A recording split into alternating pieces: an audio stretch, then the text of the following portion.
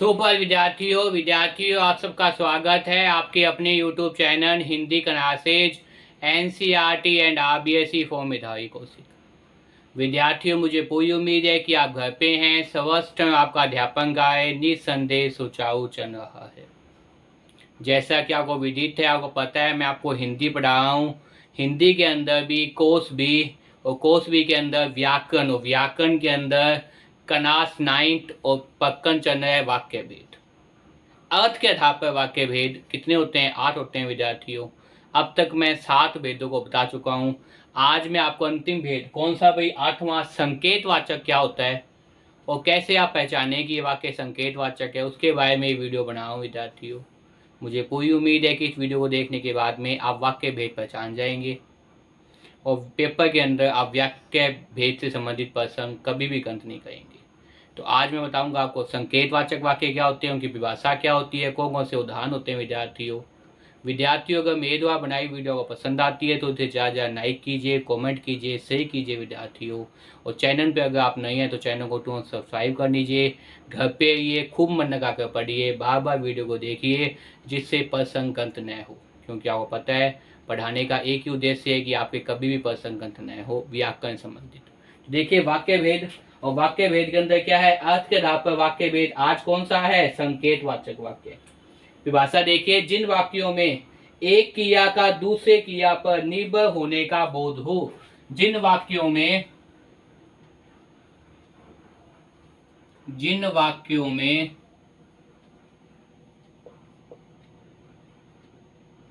एक क्रिया का दूसरे क्रिया पर, जिन वाक्यों में एक क्रिया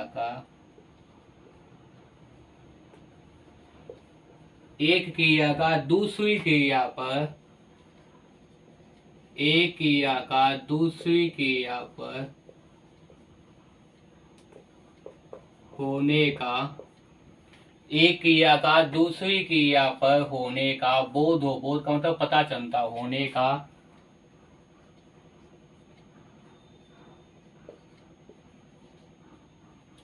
बोध हो। बोध का मतलब पता चलता हो, संकेतवाचक वाक्य कहलाते हैं। क्या कहते हैं विद्यार्थियों? संकेतवाचक वाक्य कहलाते हैं।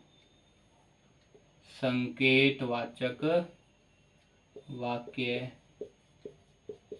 कहलाते हैं। देखिए, जिन वाक्यों के अंदर दो क्रिया हैं, एक क्रिया का दूसरे क्रिया पे होने का बोध हो, उन्हें क्या कहते हैं? संकेतवाचक वाक्य कहते हैं। उन्हें क्या कहते हैं? संकेतवाचक वाक्य कहते हैं, कहलाते हैं। एक महत्वपूर्ण बात, इस संकेतवाचक वाक्यों से, इनसे कारण कोमा शर्त, इनसे कारण कोमा शर्त का बोध होता है। इनसे कारण या शर्त का क्या होता है? बोध होता है। बोध का मतलब क्या है? पता चलता है, बताया जाता है। इनसे कारण शर्त का बोध होता है। इनसे क्या होता है? कारण शर्त का बोध होता है। और बोध का मतलब क्या होता है? पता चलता है कारण का, शर्त का। देखिए विद्यार्थियों, भाषा देखिए, जिन वाक्यों में एक क्रिया का दूसरी क्रिया में होने का बोध होता हो, जिन वाक्यों में एक क्रिया का दूसरी क्रिया होने का बोध होता हो, उन्हें संकेतवाचक वाक्य कहते हैं, कहलाते हैं। जिन वाक्यों में एक क्रिया का दूसरी क्रिया पर होने का बोध होता हो, दूसरी क्रिया पर निर्भर होने का बोध होता हो। किस प्रकार से? निर्भर होने पर, दूसरी क्रिया पर निर्भर होने का। किस प्रकार से भाई? निर्भर होने का।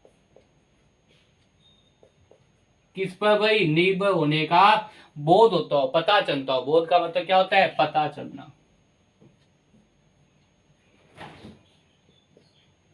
बोध का मतलब क्या होता है? पता चलना। उन्हें क्या कहते हैं? संकेतवाचक वाक्य कहते हैं। जिन वाक्यों में एक क्रिया का दूसरी क्रिया पर निर्भर होने का, जिन वाक्यों में एक क्रिया का दूसरी क्रिया पर निर्भर होने का, जिन वाक्यों में एक क्रिया का दूसरी क्रिया पर निर्भर होने का बोध हो, पता चलता हो, संकेतवाचक वाक्य कहलाते हैं।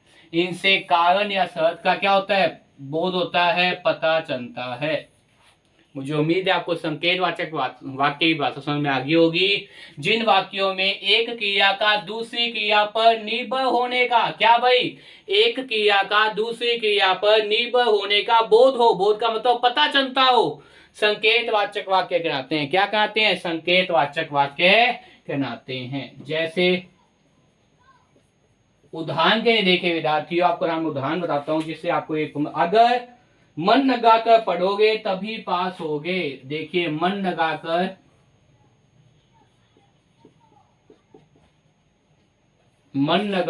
पढ़ोगे, क्या भाई, मन लगाकर पढ़ोगे तभी पास होगे, मन लगाकर पढ़ोगे तभी पास होंगे, तभी क्या होगे, पास होंगे।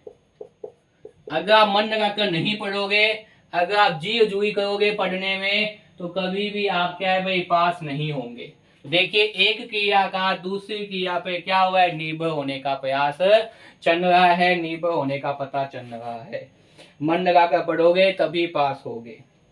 यदि आप आते तो इतनी मुसीबत न आती, यदि आप आते तो इतनी मुसीबत न आती,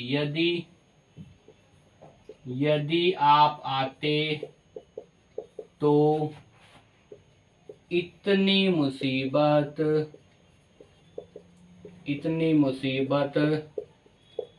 नहीं आती, यदि आप आते तो इतनी मुसीबत नहीं आती। ये क्या है भाई, वाक्य निर्भर होंगे एक दूसरे पर। इसी प्रकार देखिए विद्यार्थियों, यदि वर्षा हुई तो फसल अच्छी होगी, यदि वर्षा हुई तो फसल अच्छी होगी। अगर वह चले गए तो मैं अवश्य आ जाऊंगा, अगर वह चले गए तो मैं अवश्य आ जाऊंगा। इस प्रकार के वाक्य क्या कहते हैं, इस प्रकार के वाक्य निसंदेह आपको क्या कहते हैं, संकेतवाचक वाक्य कहलाते हैं। क्या कहते हैं विद्यार्थियों, संकेतवाचक वाक्य कहलाते हैं। क्या कहते हैं, संकेतवाचक वाक्य कहते हैं। मुझे उम्मीद है आपको समझ में आ गया होगा कि वास्तव में संकेतवाचक वाक्य की परिभाषा क्या है। मुझे उम्मीद है वास्तव में आपको समझ में आ गया होगा संकेतवाचक वाक्य की भाषा क्या है। देखिए, जिन वाक्यों में एक क्रिया का दूसरी क्रिया पर निर्भर होने का बोध हो, पता चलता हो, जिन वाक्यों में एक क्रिया का दूसरी क्रिया पर होने का बोध हो, निर्भर हो, पता चलता, उन्हें क्या कहते हैं, संकेतवाचक वाक्य कहते हैं। इनसे कारण, शर्त या बोध का पता चलता है। जैसे मन लगाकर पढ़ोगे तभी पास होगे, यदि आप आते तो इतनी मुसीबत नहीं आती, यदि आप आते तो इतनी मुसीबत नहीं आती। इस प्रकार से एक क्रिया क्या चल रही है, दूसरी क्रिया पर बोध है, इसलिए क्या है, संकेतवाचक वाक्य है। पेपर के अंदर निस्संदेह 3 या 4 वाक्य आएंगे, आपको पहचानना है कि इसमें कौन सा वाक्य भेद है।